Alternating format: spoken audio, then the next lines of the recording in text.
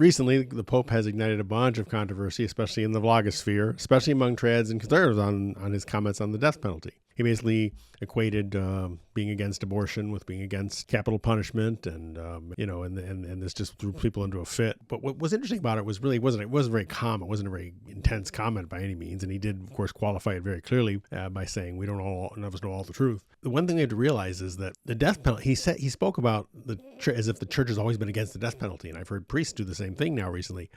Yes, Pope Francis before him, and even Pope John Paul were kind of against the death penalty. That's a little bit. But there's reams of written arguments. Thomas Aquinas wrote for the death penalty. The Council of Trent speaks clearly about the proposition. Pope after pope after pope, including Pope St. Pius V and Pope St. Pius X, both saints. And, of course, Pope Pius XI, and most recently Pope Pius XII. Popes 10, 11, and 12 were all 20th century popes, saying that the state perfectly does have the right to use capital punishment as a punishment for crime.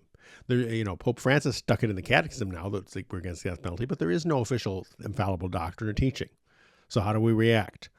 First of all, we're not going to get the villagers and storm the gates of the Vatican.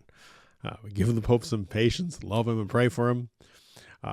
We should carefully and respectfully and prayerfully, anything that he says, we should take seriously and weigh it all. But you don't have to agree with everything he says or every opinion he has. Opinions come in all different areas. He is an American, and he was a kind of a liberal Democrat American, so he may believe that. That's fine. You don't have to. Some of you do. Kind of the way everybody takes so seriously the church's teaching on contraception.